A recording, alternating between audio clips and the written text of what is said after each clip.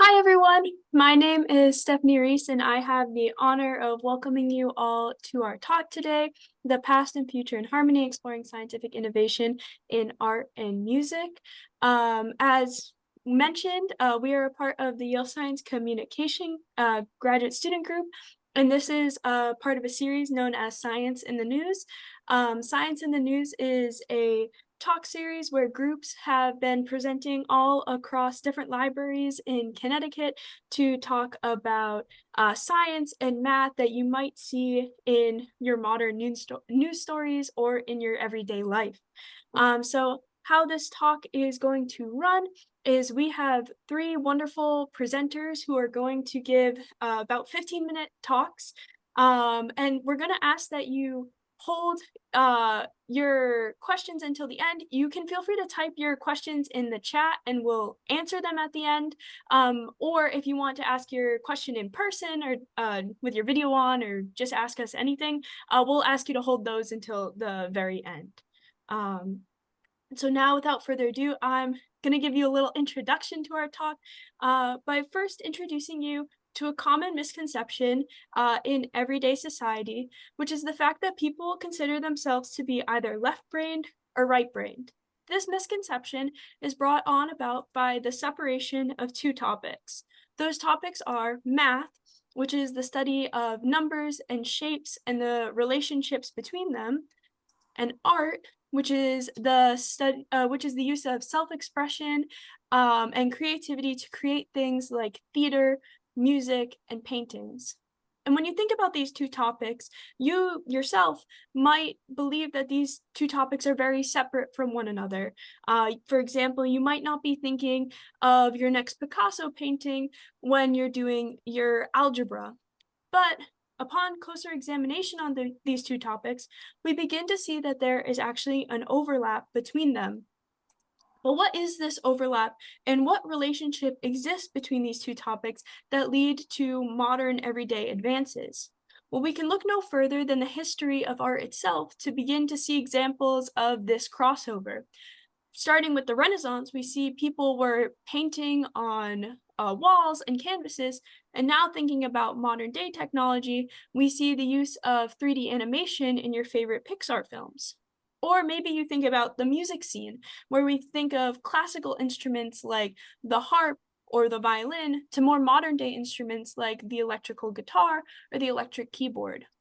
In both of these examples, you might start to see where the overlap lies between science and math and art and music, but we want to delve deeper into this question through our talks, and that question being, how have math and technology helped shape art throughout history? And we're going to do that by focusing on three different topics that closely examine this question and maybe even give you a bit of an answer.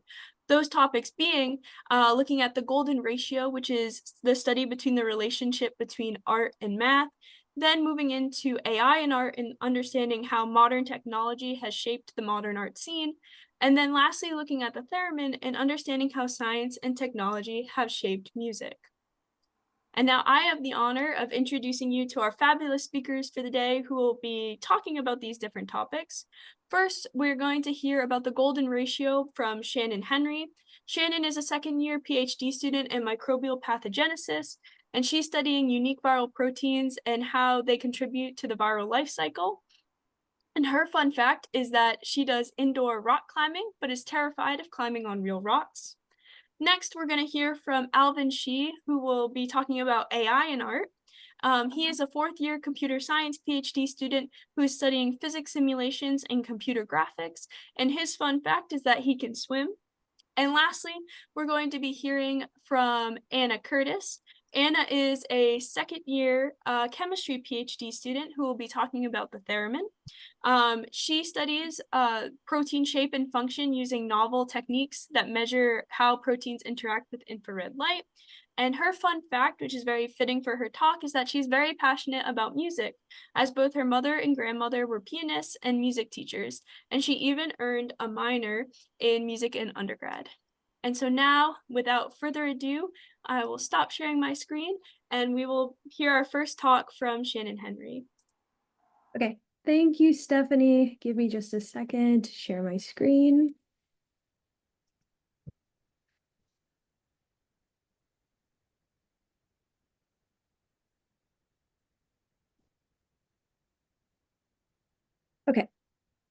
Yeah, once again, thank you, Stephanie, for that great introduction. I'm really excited to talk to you guys today about this topic, which I think is super interesting. Looking at these two subjects of math and art, two things which personally I think couldn't be further apart from one another. But I'm hoping that by the end of this presentation, I'll have convinced you that they have a lot more in common than maybe what first meets the eye. And so once again, this talk will be split into three different parts, and we'll be spanning quite a lengthy timeline, beginning first in the Renaissance, and then moving all the way up to the tech revolution that we're seeing in modern day times. I'm going to begin with my talk on the golden ratio, which I'll explain soon what this is, but really we're looking at this question of how does math help to create art? So to help answer this, we'll be looking at art pieces beginning back in the Renaissance, moving through neoclassical art, and ending up more closely to contemporary art that began in the 1950s and looking forward to the future. So with that, I want to ask everyone a question of, does anybody draw art that maybe looks something like this? I know that personally, I've drawn quite a few stick figures in my life, but honestly, I've always really wanted to make my art look a little bit more like this. And what if I told you that the key to transforming your art from a simple stick figure to something worthy of hanging in a modern day art museum is actually just a simple number, 1.618? I know that seems crazy that a single number, and quite frankly, a very small one, could transform your art, but I promise that by the end of this, I will make you guys all masters of your own art. So to begin, I want to talk about the 7 design principles of art. So in art, there are 7 principles that we look for to see if an art piece is actually complete and if it's well balanced overall. So these principles include balance, contrast, movement, emphasis, pattern, rhythm, and variety and unity. Now, when referring to the golden ratio, I'm really going to focus on 2 of these, which are balance and emphasis. But truthfully, all of these really should be kind of included into our artwork to once again make it complete. But balance is really talking about the distribution of elements in art. So where are things placed on our canvas? We can describe balance in 2 different ways. The first being symmetrical, so things being placed in the same way on either side of our canvas. Or we can also have a balance that's achieved through asymmetry. So here, things are not equal, but rather where one side has more, the other side has less. So even though things are not completely symmetrical, it still creates this idea of balance throughout our artwork. Emphasis is the dominance of elements in art, really looking at where are our eyes looking at this piece of artwork, where are our eyes attracted to. And so again, balance and emphasis can be achieved in a variety of ways, but really in the most basic way, we say that balance and emphasis can be achieved through the use of our space. And as artists, we define space mainly in 2 ways. The first being positive space, which includes our areas of interest. So in the picture shown here on the right, we say that the positive space is represented in black. So you might see something like a vase. Whereas we say that negative space is all of the areas that surround our subjects of interest, really here shown in white. And you can see that if we switch simply where the black and the white are placed, now we have 2 completely different images, where at the top we may see a vase, and at the bottom, now perhaps you see 2 faces looking at one another. And so this idea of the placement of color can be a really powerful technique in our art. And to kind of drive this point home, I want to give an example artist. So this is Tang Yao Hu, who's based in Malaysia. And he has very minimalistic color palettes, but rather it's his placement of color on the canvas that creates these beautiful illusions for our eyes. So he only uses between 2 and 4 colors, probably even less sometimes. And he's still able to create these images that are visually appealing to the eyes. And really, we're seeing images that aren't truly there. Rather, it's the careful precision and placement of these colors on the canvas. And so I kind of want to give this idea that sometimes in art, less can actually be more. Okay, but let's get back to the golden ratio and to the main question of hand, which is how does math actually help to create art? Well, the simple answer to this is the golden ratio. But what exactly is this? So the golden ratio is also called the golden number or the divine proportion. It's represented by the Greek letter phi, and it's equal again to 1.618.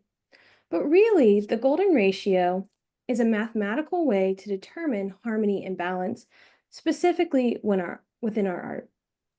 But let's make sure we really understand what a ratio is. I'm sure a lot of us have heard about a fraction, which is a numerical value that's part of a whole. And so, for example, let's take our New Haven style pizza, where we've eaten a slice because it was so delicious. So we can say that we have a fraction of 1/6, where the numerator or the number on top is 1, that represents our one missing slice, for every 6 of the total slices represented in our denominator. Well, here, a ratio, which is still technically a fraction, is rather a comparison of how big two or more numbers are to one another. So let's take our same pizza. Now we can say that there's actually a ratio of 1 to 5, where 1 represents the slice that we already ate for every 5 slices that are still present. So in this case, as a comparison, we say that there are 5 more slices remaining than there are missing. Okay, so let's circle back to the golden ratio and let's figure out, how is this actually calculated? Where does this number come from? So there's a great visual cue that we can use. We'll take a rectangle and let's draw a line down the center such that one side is now a square, where all sides are the same length, and the other side is a rectangle. And we'll say that the width of the square is A and the width of the rectangle is B. And we can say that A and B are in the golden ratio if their ratio is the same as the ratio of their sum compared to the larger of the two quantities. I know that was a lot of words, so let's just break it down. What this is really saying is that A and B are golden numbers if A divided by B is the same as the full length of the rectangle, which is A plus B divided by A. And if this number is equal to 1.618, then A and B are within the golden ratio. And in even simpler terms, because as a reminder, a ratio is a comparison of how big two numbers are, this is saying that A is 1.6 times bigger than B. Okay, so let's go back to our rectangle and let's keep breaking it into rectangles and squares. So we keep drawing lines such that one side becomes a square, the other a rectangle, a square and a rectangle, a square and a rectangle, and so on and so forth. And then let's imagine that we take a line and we start at the center of our smallest square and that we spiral it outwards through the corners of all the squares. Well, what we have is now called a golden spiral. Okay, so this is interesting, but what does this have to do with anything? Why does this number 1.618 even really matter? Well, so interestingly, people actually first noticed the presence of this golden spiral in this guy here called a nautilus. So this is a mollusk or an animal that lives in a seashell. And they saw that it actually naturally produces its shell to have this golden spiral. And people noticed that if they looked a little harder, well, this spiral actually appears everywhere. We see it in the center of a sunflower, in our own weather patterns, and even our universe. The Milky Way actually takes on the shape of a golden spiral. And so really, the golden ratio is a mathematical link to nature. And the reason that our eyes find this shape to be so appealing is because it's naturally occurring everywhere around us. But where was the golden ratio first discovered? Well, so actually, the ancient Egyptians are the first to be believed to have used the golden ratio. But the interesting thing here is that math really wasn't invented at this time. The ancient Egyptians actually built the pyramids of Giza such that they would be the most appealing to the eye. And it just so happens that the side length of the pyramids is 1.618, the golden ratio.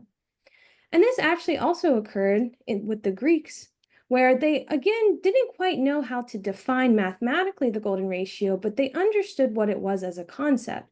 So we see that Plato actually says, now it's not possible for two things to be combined well on their own without a third, for some bond is required between the two to draw them together. Really, he's saying, how do we connect width and length? And it's through the golden ratio, which would first be mathematically defined by mathematicians in ancient India. But the first person to really use this in art wouldn't occur until Leonardo da Vinci in the Renaissance. So Leonardo was really interested in studying the human body and the proportions between the body parts. So he was a true Renaissance man. He was interested in math, science, and art, and kind of looking at how all of these three subjects overlapped. So when he was studying the human body, he drew this very famous drawing called the Vitruvian Man that shows the relationship between height and arm span. And what did he find other than the golden ratio? And so interestingly, you can actually find this on your own body. If you measure from your elbow to your wrist and compare that from your wrist to your fingertips, you should find that the ratio of these two numbers will be around 1.618.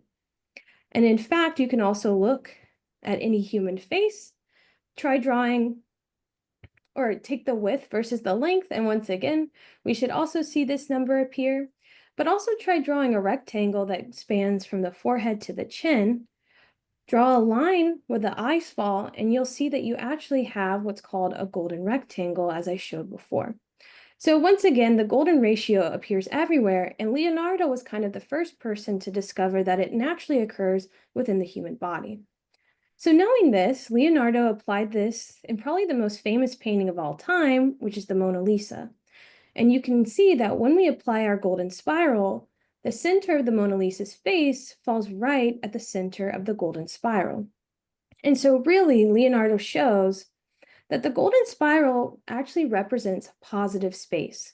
So to make things arranged in the most appealing way within our art, we should arrange them such that what we want our audience to look at, such as in the case of the Mona Lisa's face, should be centered on our golden spiral. Well, so a lot of other artists were like, wow, this guy's great. He's super famous. Maybe I should go and try to do that myself. And so we see that the golden ratio will actually persist throughout art, such as with the girl with the pearl earring and the Great Wave of Kanagawa, where it's quite easy to see this golden spiral. But the golden ratio also occurs in more modern day art pieces, such as the composition with red, blue, and yellow. Whereas here, it's not quite as easy to see a spiral, but what we do see is a rectangle split into squares, split into rectangles, split into squares. And this is also seen in more modern day architecture, such as by Le Corbusier, where again, I don't really see a spiral, but I do see a rectangular building that's been split into a square, and then rectangles and squares and rectangles. So for hundreds of years, artists have been using the golden ratio to make their artwork more appealing to the eye. Okay, but I promised that I'd make you guys all masters of your own art. So how do we utilize this in our own artwork? Well, it's actually very simple. So take your piece of paper or your canvas and start by splitting it into 8 sections. And then take a vertical line and place it at section 3. And then take a horizontal line and place it at section 6. Now at this point, we should see that we now have our golden squares and rectangles. So then we're going to fill in the painting. But what's important to note here is how we fill in our painting. So these red lines really represent the edges of our golden rectangles. And remember that the spiral will pass through the edges of these golden rectangles. And therefore, these red lines represent positive space, where we want the audience to focus. So you can see that the main subject of focus, this woman walking down the street, is located at the cross point of these lines. And even the other figures towards the background are still located along the edges of our golden rectangles. But we could also try to use a golden spiral, just remembering that the center of the golden spiral should be where the main focus of the artwork is. Now, I also want to give a very interesting example of how modern day artists have come to use the golden ratio, but instead of using really golden rectangles, what we'll see, such as in the logos for Twitter, Nike, Apple, and even McDonald's, we now see the use of golden circles. So still using the exact same math from thousands of years ago, but now applying it in a slightly different way through the use of golden circles, we have some of the most famous logos of all time. So really, the golden ratio is everywhere. We just might not notice it at first. So with that, I ask you guys to go out into the world around you and see if you can find any spirals or rectangles. Where can you find the golden ratio? And so with that, I'm going to hand it off to Alvin, who's going to start discussing about AI in art. So now where I've shown you how math can actually help to create art, maybe start thinking about, are there any negative effects of math on art? And is that maybe something that we should be concerned with? Hello, hello. Let me see if I can get this working. Sent. Can everyone see this? Sounds good. Thanks again to Shannon for that amazing introduction. Previously, we've been talking about the golden ratio and the use of math in the creation of art. Now we're going to be talking. Oh, hello. I think you're in presenter mode.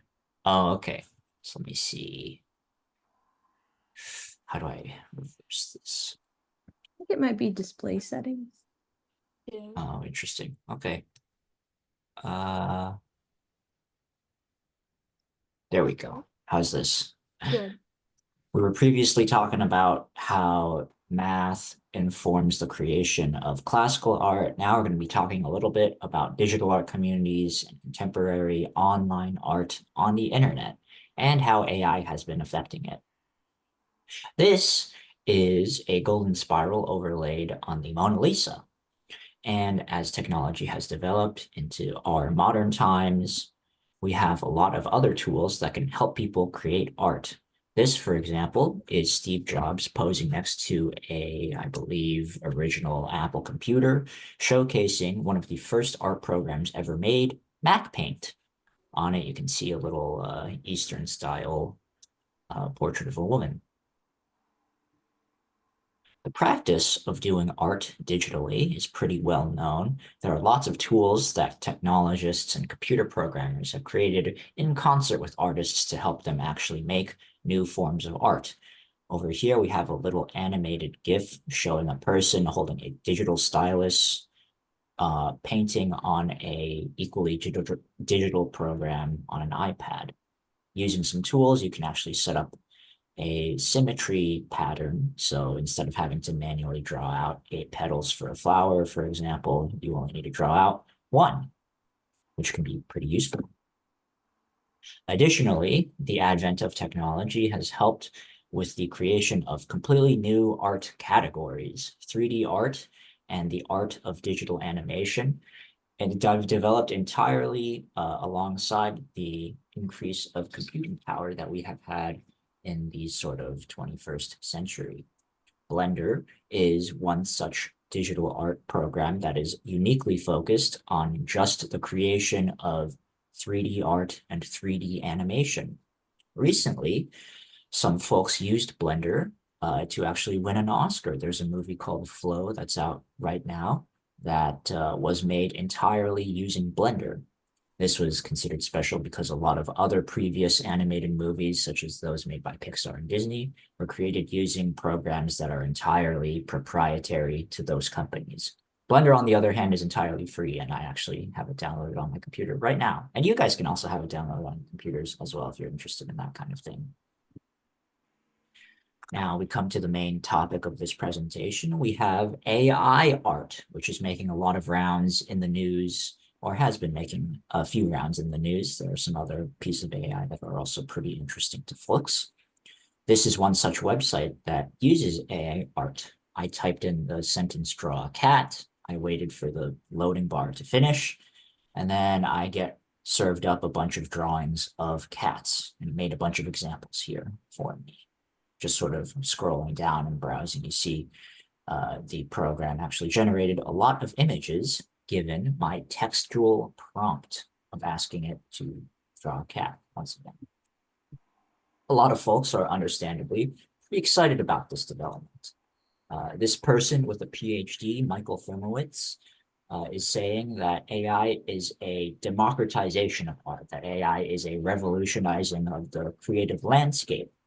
A lot of companies have also thrown their chips in. So Google recently announced a pretty exciting project, but their previous form of it was called Gemini.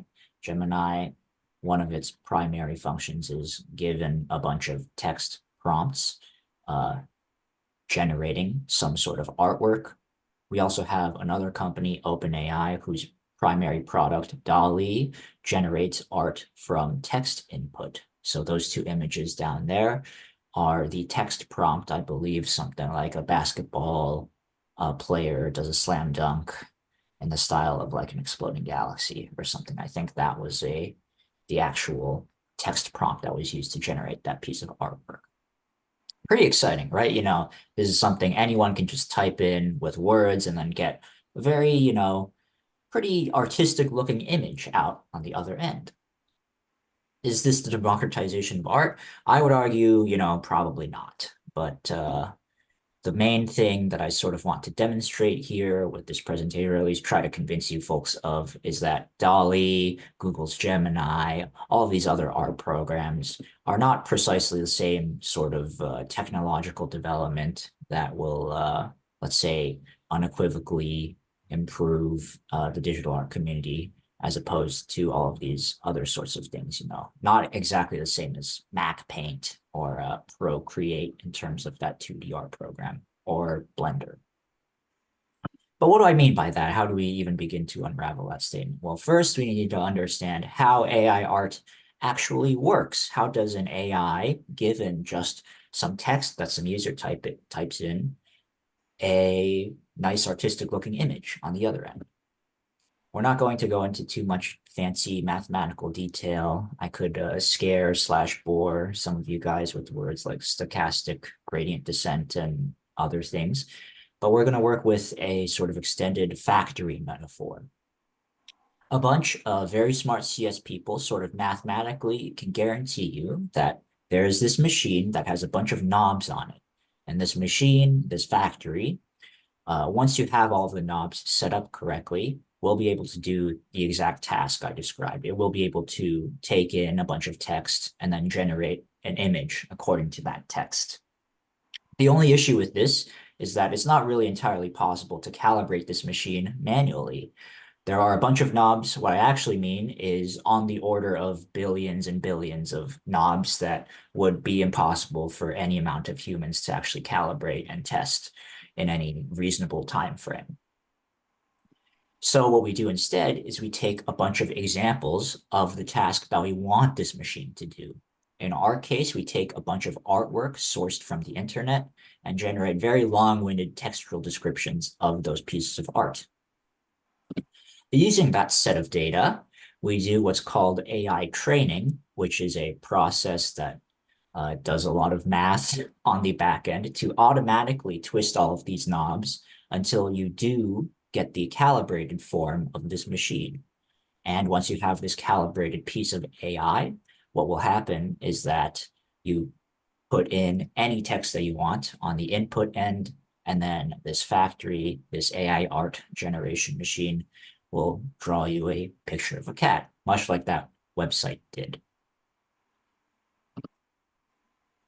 First issue with sort of morally and technologically and sort of how this differs from, let's say, a digital pencil or, you know, like a mechanical pencil or something like that, is there's a lot of labor that needs to go into the actual creation of this example data to train the AI.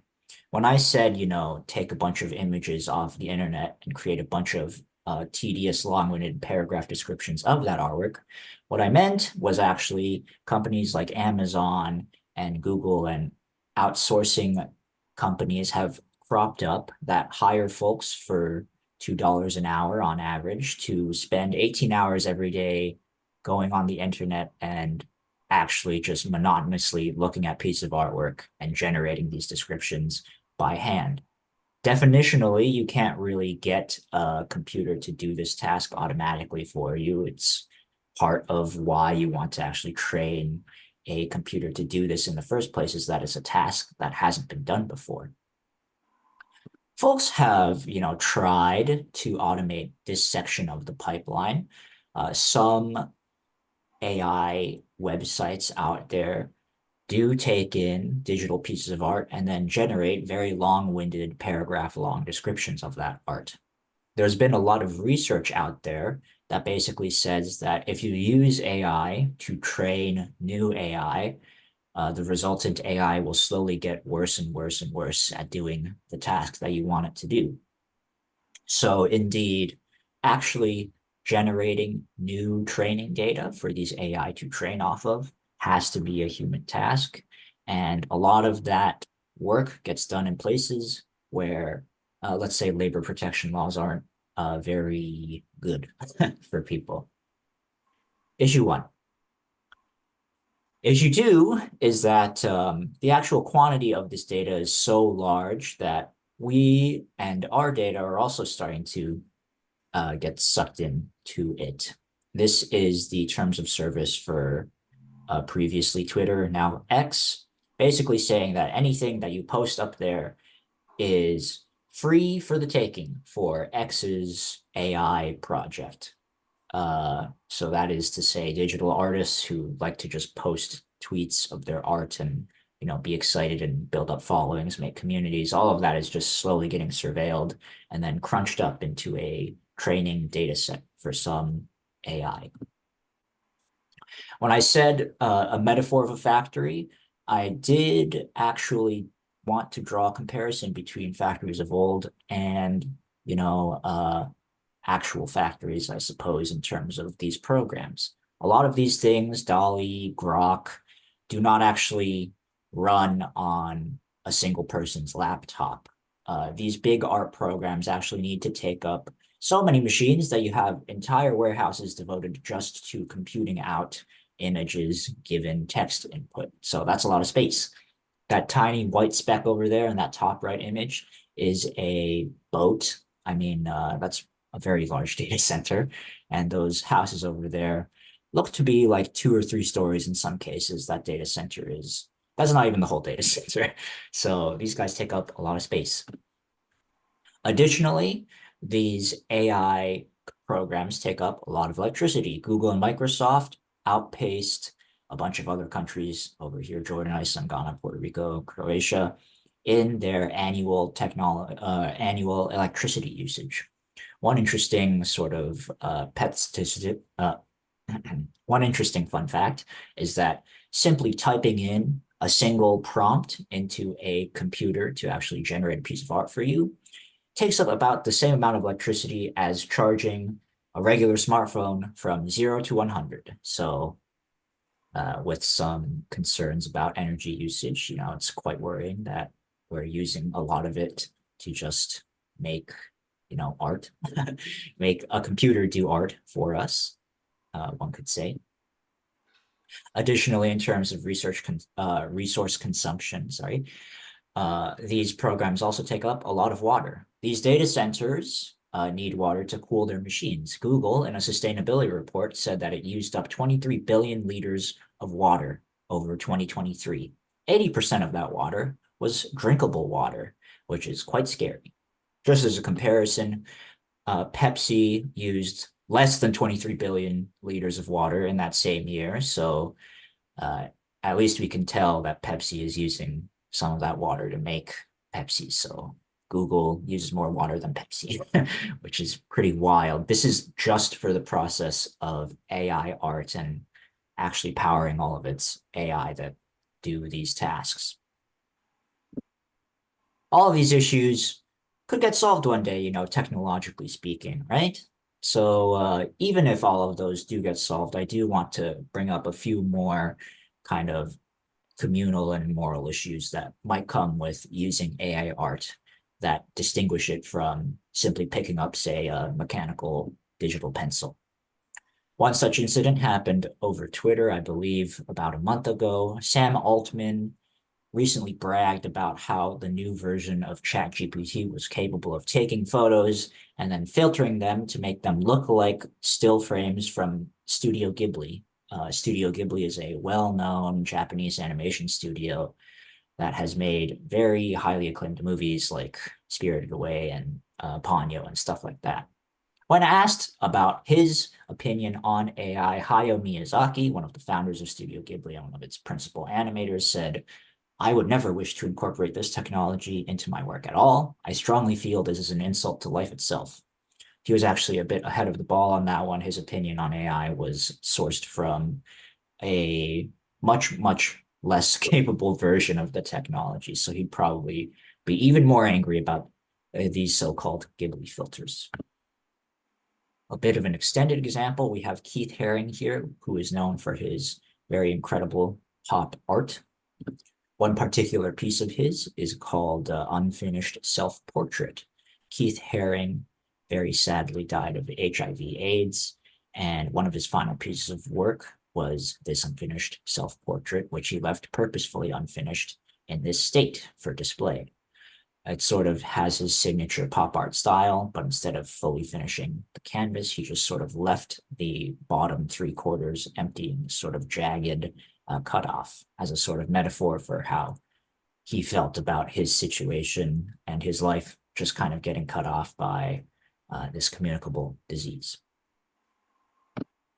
This is someone on Twitter bragging about how AI art is very cool and can help people, complete unfinished self-portraits.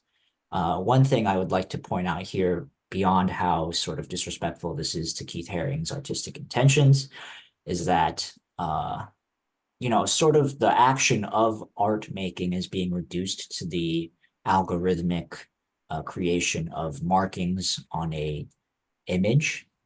We sort of see where Keith Haring's actual art is in the top left, where figures are sort of engaging in a kind of abstract dance, versus the bottom 3/4 where the AI has decided to just sort of pop in, this sort of strange, repetitive set of scribbles that don't really, amount to any kind of full scene.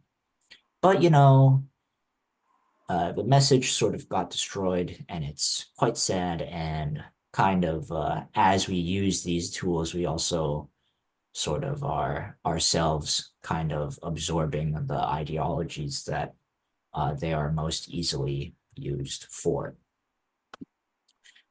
Just some final takeaways here. Technology here has been kind of destroying artist messages and devaluing the actual work of artists. These models, when they do produce these images, consume a vast amount of resources the way they work currently. Corporate interests are kind of powering the development of AI. We see a lot of ads nowadays about how Microsoft and Google have a bunch of AI assistants that they're trying to get everybody to use. And just sort of in general, art and technology are in conflict, which is quite sad. For further reading, a book that I thought was cool is Your Computer is on Fire, which talks about this and many other issues. But, even though that was quite sad, that's certainly not the whole story about how technology can co-develop with art. I'm now going to throw it to my wonderful co-presenter, Anna, who will talk about how music and technology have developed side by side.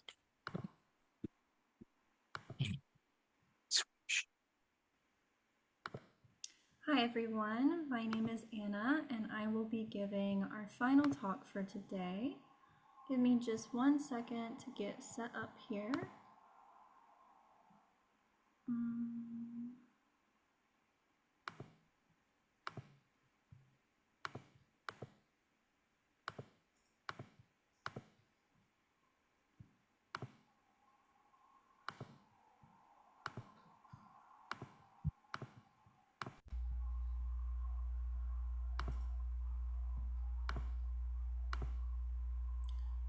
Sorry, I need to make sure that sound will work later on, but I think I've got it.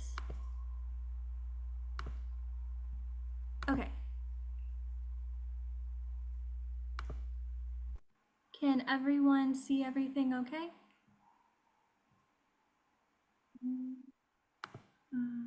There is like a box that's like over your slides.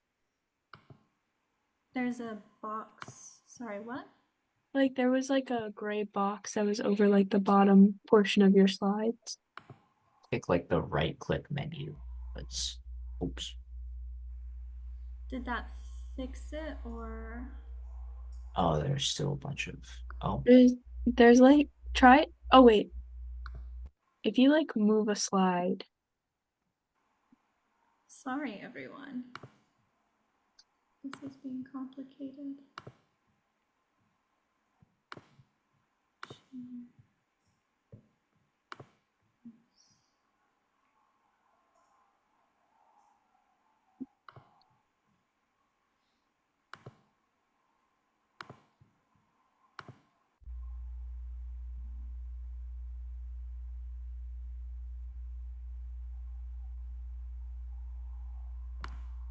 Is that better, or are you guys still seeing weird things?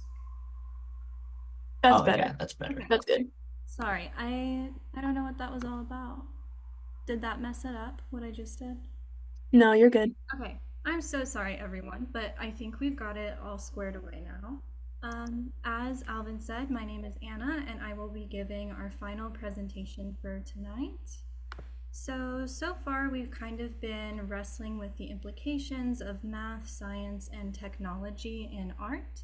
And so in some ways we've seen how we can use them as tools to improve and even express our creativity, as we saw in Shannon's talk, kind of talking about the golden ratio and how we can use that to improve our own art.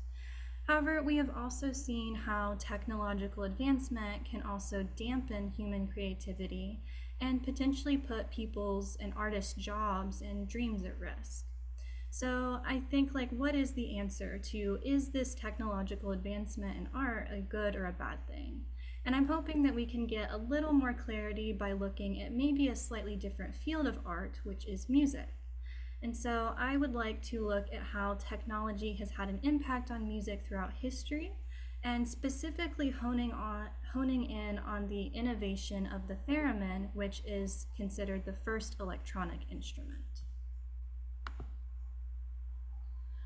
So just as we were talking about with AI in art, there are these growing pains that occur whenever we have these advancements in either visual art or, in other cases, the musical arts. And so electronic instruments in general were one of these early growing pains in music history. And while most of us probably don't bat an eye at electronic instruments in mainstream music now, they were initially dismissed as a geeky pastime and something that could never replicate the human nature of classical instruments. And many people were afraid that these instruments would kind of take away jobs from artists and dampen creativity. And so it created this division where we have classical instruments, which I'm going to be defining as instruments that use things like strings, so think of like a piano or a violin, or air from the player, so brass or woodwinds, in order to create sound. Whereas on the other hand, we have electronic instruments, which are going to use electricity and circuits in order to generate that sound. And many people thought that this was absolutely crazy bonkers when it came out. And so even within electronic instruments, there is further division based on the role that electronics play in the sound creation. So some instruments rely on electricity to actually produce the sound. So think of something like a synthesizer, or maybe in terms that people are probably more familiar with, an electric keyboard. So if you unplug it from the wall and you play on it, you're probably not going to hear anything. So this relies on electricity in order to make sound. Whereas other electronic instruments simply use electricity as a tool to amplify the sound made by a more classically constructed instrument. So if you think of an electric guitar or perhaps an electric violin. And so while both of these categories faced backlash, there were some musicians during the time that these instruments were kind of being developed that did attempt to incorporate them and kind of pioneer a way for them into media. So using them as creative tools and not really being afraid of the potential impacts. And so examples of this include the Monkees, who were early adopters of the Moog synthesizer. And then there was Charlie Christian, who pioneered the use of electric guitars in jazz bands. And then even today, we have musicians like Lindsey Sterling, who oftentimes performs with an electric violin. And this allows her to kind of bring a new role to this more classical instrument, where she can do a lot of acrobatics and movement using this more amplified version. And so wrestling with the implications of this, there's obviously this conflict between, is technology a good or a bad thing with music? But also I think that there's this separation that we were talking about in the beginning, where people don't really see this overlap between science and art or science and music. And so to kind of show you that connection, I want to really hone in on the first electronic instrument, which, as I mentioned earlier, is the theremin. And so the theremin was accidentally invented by a Russian physicist named Lev Sergeyevich Theremin. And he actually was originally working on scientific instrumentation to measure the properties of air.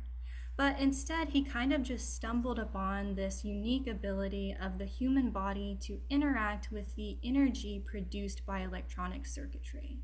And so this eventually led him to create the theremin. And so as you can kind of see in these pictures of people playing them, it kind of looks like magic or sorcery, because the really cool thing about the theremin is that it can be played completely without physical touch from the musician. And so to really appreciate the magic and the intrigue that initially surrounded the theremin, I think we first need an idea of how it sounds and how it looks to be played. So I have a quick clip of the theremin being used to play Clair de Lune. I tried to get it so that the sound is set up, but I know that Zoom is kind of weird sometimes. So if you guys can't hear it, maybe just speak up or throw me a sign and I can move on. But I wanted you guys to be able to get kind of a taste of what the theremin sounds like.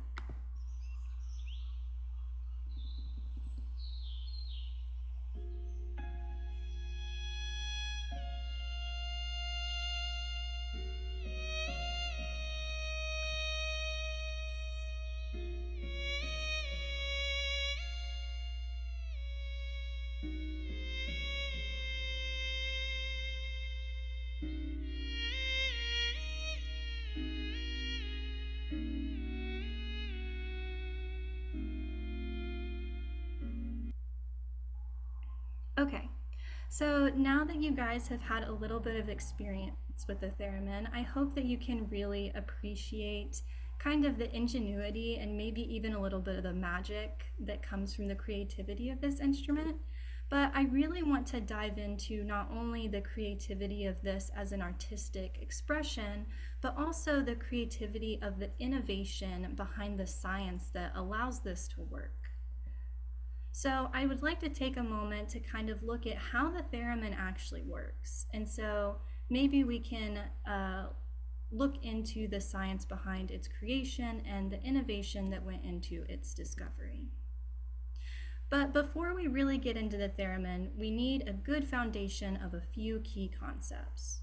And so the first concept that I wanted to present to you guys is understanding the flow of energy. And I specifically want to look at it first from this perspective of a pendulum swinging back and forth. So if we take our simple pendulum, it's going to be exchanging between potential energy, which is stored energy that an object has based on its position or state, and kinetic energy, which is the energy that our object has whenever it is in motion. And so as we can see in this little video that was playing earlier, we're exchanging between kinetic and potential energy based on where a pendulum is. And so at these turning points, wherever our pendulum is slowing down and turning around, we have the most potential energy. And as we're moving down throughout the bottom, we have the most motion or the most kinetic energy. And so we can take this motion and we can break it down into a series of steps. And so this is going to be important for something that I'm going to show a little bit later, but let's just say that we break it down into these 5 steps that I have outlined here. And we can kind of assign to each of these steps whether we expect there to be more potential energy or more kinetic energy. So I'm showing here that at our turning points, or 1 and 5, we're going to have the most potential or stored energy, and then as we're swinging through, we have our motion or kinetic energy. And so I wanted to break it down like this because we can actually map this exchange of energy as a wave. And so if we take this wave that we have here, we can assign different energy points to each part of our wave. So at our crest and our trough, or our highest and lowest points, you'll notice that this is kind of a turning point of our wave. It's changing directions. And also, if you think about like maybe a ball moving along our wave, at the top and at the bottom, we're going to have less motion than we do as we're moving through this edge here. So if we compare that to these little slivers of our pendulum that we have, we can think of point 1 as one of our crests. So it's one of these turning points. We have more potential energy. And then as we're moving down through our wave, this will be represented by our kinetic or motion energy. And then once again at the trough, we have another turning point where we're going to have more potential energy. And so as we plot this on and on, we can basically visually map this movement as a wave. And so you might be asking yourself, what does this have to do with anything? Well, this is going to be the basis of how we generate sound in instruments. So this flow of energy back and forth is what we call oscillations. And as you saw, we can visually map these oscillations as waves. And so from a classical perspective, we can think of how this would work with a stringed instrument. So as we play a stringed instrument or something like maybe a violin, as we play it, it causes our string to vibrate back and forth. And so this movement, as we know, is going to cause oscillations, which we can map as a wave. So this motion is what creates our sound wave.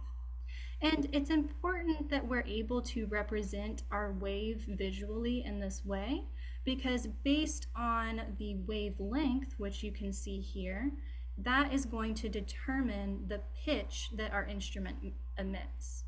So if our wavelength is longer, that means that our wave or our sound wave is going to be slower, and that means that we're going to get a lower pitch.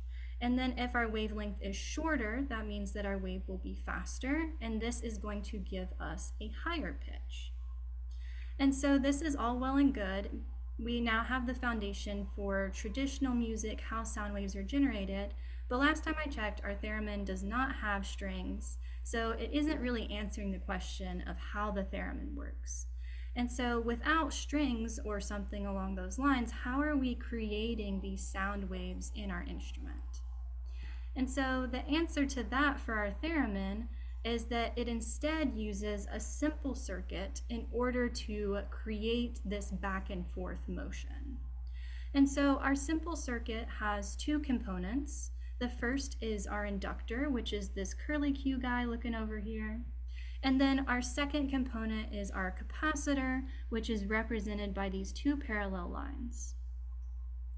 And so both of our components of our circuit are going to react in different ways to the electricity that we run through it. And so looking at our capacitor specifically, our capacitor is simply two metal plates that are separated by a gap. And so the job of our capacitor is to store energy, and it does this by storing energy on its plates. So we can kind of think of its plates like these little energy reservoirs.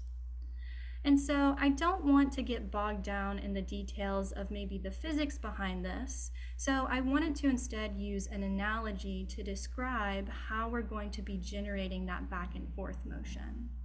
So if we take just our capacitor, we kind of thought about it as these two reservoirs, these two energy holding tanks. So instead, let's just imagine that we have two tanks that are holding water, and they're imbalanced. And so they're currently not connected by anything, so they can't interact in any way. They're just going to sit there. But as soon as we connect our two tanks, let's say with a pipe, now our water is going to want to achieve a balance in some way. So water is going to flow from the tank with more water to the tank with less water until eventually we hit a balance. And so this is exactly how our circuit works with only our capacitor. So the energy that we supply to our circuit is going to try and reach a balance between our capacitor plates. But as I mentioned earlier, our circuit has another component, which is our inductor.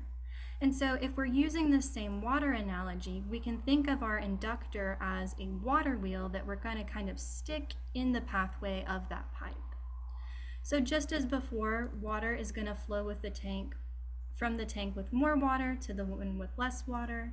And as it's flowing through, it's going to push on our water wheel, and eventually our water wheel is going to spin until it reaches a steady speed. And so eventually our tanks are going to hit a balance, but our wheel won't immediately stop spinning because it's in motion, so it can't just come to an immediate halt. And this unfortunately means that it's going to inadvertently recreate an imbalance on the opposite side. And so what this means is that our water is going to flow back in the opposite direction because it really wants to have an equal amount in each tank. And so this is going to happen over and over again, where we're kind of exchanging back and forth the water between our two tanks. And so this exchange back and forth is going to be kind of like we saw with our pendulum, and is going to create our oscillations. So if we apply this analogy to our circuit that I was talking about earlier, these two components just make it so that the energy is constantly flowing back and forth in our circuit. And this is what is going to actually create the sound waves that our theremin is going to be able to emit. However, there's one more important thing, because this doesn't really answer how the player can control the sound that's coming out, or the pitch of the sound that's being emitted. So another important thing is the distance that's between our two reservoirs, because this is going to affect the rate that our energy is going to flow back and forth. And so if we apply this idea to our theremin, we can think of the player's hand as one side of our capacitor, or one of our reservoirs, and then we can think of the antenna of our theremin as the other. And so the distance between these two is going to affect the frequency of the sound that our theremin emits. So as the player's hand moves in closer, the frequency of our wave is going to increase, which means that we're going to get a higher pitch. And then as our hand moves further away, the frequency is going to decrease, which means that we're going to get a lower pitch.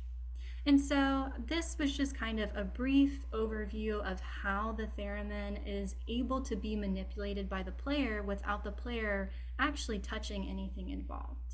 And so I hope that that gave you a little bit of insight into really the ingenuity that went into the creation of this instrument.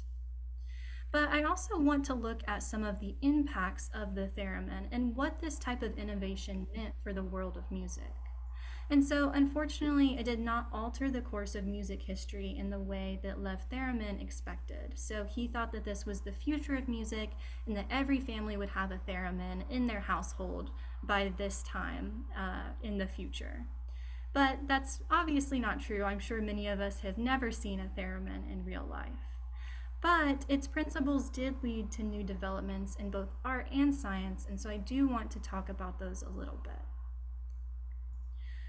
And so while the theremin itself did not become the future of music, all of its descendants are pretty widespread in music. So everything that came after, from all the instruments we talked about in the beginning, are now involved in pretty much every song that you're probably listening to, whether that be the backtracks that are created by synthesizers or electric keyboards that are used on stage. All of these things have kind of become the future of music. And the theremin also had impacts upon its invention in the time that it was invented. So Clara Rockmore, who is shown here, was considered a theremin virtuoso, and as such, she really paved the way for the ability to kind of experiment with new genres and new instrumentation in music in general, but she also paved the way for women entering the professional music spaces, especially during the 1930s. And then the theremin did find its way into some popular media for its time, as it was used in a lot of 50s and 60s horror and sci-fi. And then it also broke into some well-known music, as it is mentioned to be in Good Vibrations by the Beach Boys. And then over in our science sphere, as I mentioned, Leon Theremin was a physicist by trade, and so he used a lot of the similar principles that he learned from the theremin in order to create other electronic devices. And so one of those is the most well-known bugging device of the Cold War era, or the Thing. And maybe this itself is not quite a good or beneficial impact, but the development of devices like these led to a lot of the things that we have today. So the fabrication of small electronic components like that we would find in our computer or phone, and then also the ability to use electronics in order to either send or receive sound have laid the foundation for developing a plethora of different things, one of which being different assistive listening devices. And so going back to what I mentioned in the beginning and looking at it through the lens of the theremin and all the other talks that we've had today, is technology's meddling in the arts a good or a bad thing? And I'm hoping that you kind of have an answer to this after listening to our 3 talks today. But I just wanted to kind of conclude with there appears to be this separation between art and science, but really the thread connecting them is the innovation and creativity that go into both. And so human innovation doesn't only advance us on a pragmatic or scientific level, but it also helps us find new and exciting ways to express ourselves, whether that be with the golden ratio to improve our art skills or using something like Blender to make a movie. And so with such powerful tools now at our fingertips, there are indeed going to be ramifications as well as ethical considerations, as we saw with the implications of AI in art. However, the consequences are dependent on how we choose to use these tools. So the next time that you look at your favorite painting or listen to your favorite song, I hope that you can think about the dedication, the creativity, and maybe even the science that went into it. And as you go on to create your own masterpieces, I hope that you will use the tools available to you, but also make sure that you use them wisely. And so with that, I'm going to hand it back over to Stephanie to have some closing remarks, and then we can get into questions. So thank you. All right. First of all, we wanted to thank you all for coming to listen to our talk today. You have been a wonderful audience. We want to take the time to thank the Greenwich Library for hosting us and allowing us to present on present this talk.